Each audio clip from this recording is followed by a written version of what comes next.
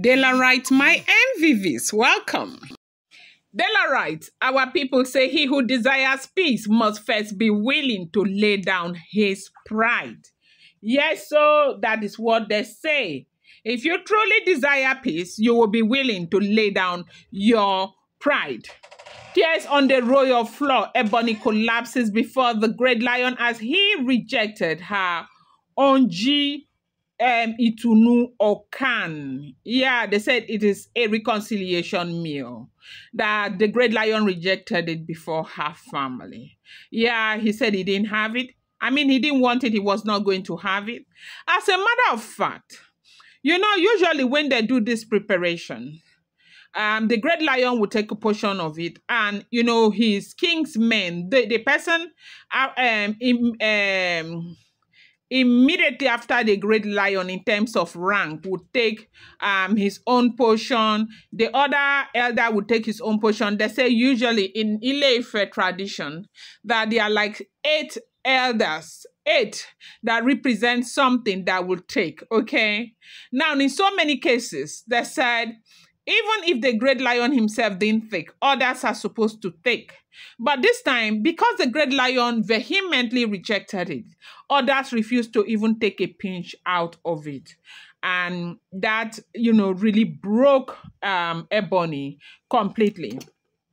Now, in Yoruba tradition, food is more than nourishment. It is a language of the soul. When an Olori prepares what is called Ounjẹ Ìtùnú Ọkàn, she is not just cooking, she is pleading, confessing, and humbling herself before the gods, before her ancestors, and before the spirit of her husband. That meal carries prayers, tears, and the silent word that the mouth cannot say. It's a dish meant to melt anger, to turn bitterness into forgiveness, and to restore peace between husband and wife. And they said this will not be the first time that she has tried out this meal with the great lion, and the great lion has vehemently rejected it, that he does not want. In the palace, the preparation of Ounjẹ Ìtùnú Ọkàn follows the sacred process. The Olori begins by cleansing herself spiritually. She bathed with water mixed with honey and a pinch of salt. Honey for sweetness, salt for preservation, both symbolizing her desire to sweeten her husband's heart and preserve their union. Before she begins to cook, she whispers the name of her husband's ancestors, acknowledging them as witnesses of her submission. The meal itself, traditionally, amala ati ewedu ati gbegiri, must be made with calm hands and a focused heart. The stirring, pounding, and blending all carry symbolic weight that is in Ile-Ife. They say the amala represent humility. It is soft, dark, and when your husband accepts it and eats it as is a ritual. Okay, this one is not the normal food. Okay, because if you know them in the palace, they don't even cook for the great lion. The great lion has its own chefs and all of that. But because this was a ritual, she had met with her family. They made preparations to come and offer this to the great lion. They did everything. It was ceremonial and everything, hoping that this was going to heal the heart of the great lion. Because if you notice what is going on now, what do you call it, Tuwase, is quiet now. It's silent. Silent, as in the great lion is not really talking too much about that Tuwase again. The reason is because when there are too many people on top of an issue, sometimes you want to sit down and reevaluate the situation before you go that trajectory again. Because the way the family was handling that Tuwase issue, if the great lion had not stepped back to think about it properly, it would have caused a whole lot of problems. Now, they say in Yoruba belief, when a woman cooks for reconciliation, she's performing a sacred act of emotional cleansing. Every spice she adds carries meaning. The palm oil is for illumination, to open her husband's eyes to her sincerity. That's in the royal tradition of Ife. They say the pepper is to burn away anger. The locust beans, Iru, are for ancestral favor, as they are believed to carry the essence of ancient harmony. And as she cooks, she must not utter harsh word or allow bitterness in her heart. If she does, the food loses its power. That is why elders say, Unjiti abase pele. Oh, okay. So that is what they are saying. Oh, what we heard here. In the royal setting, this meal is not just served, it is presented. The Olori dresses in white, a color of peace and purity. She ties her wrapper low, covers her hair, and walks slowly to the king's quarters carrying the meal on a covered tray. When she reaches him, she kneels. It is not mere submission, it is acknowledgement of his authority and her acceptance of her own fault. Real or perceived, she calls him by his praise names, reminding him of his greatness, and then places the tray before him. If he accepts the meal, it means reconciliation is sealed. If he tests it, the anger is officially over. But if he refuses it, especially in public, it is a sign that the wound runs very, very deep.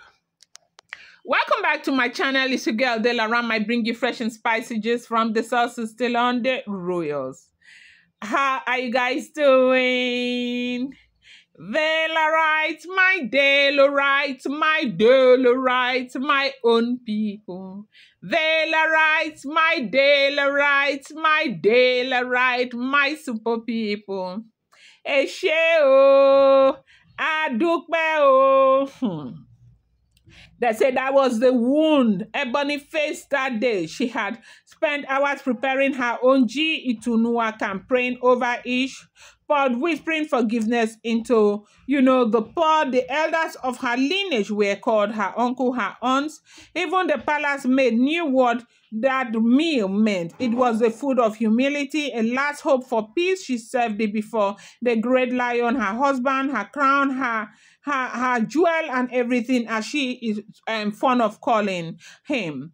Her hands trembled as she lifted the cover, the aroma rising like incense of apology, but the great lion's face was hard. His eyes did not soften.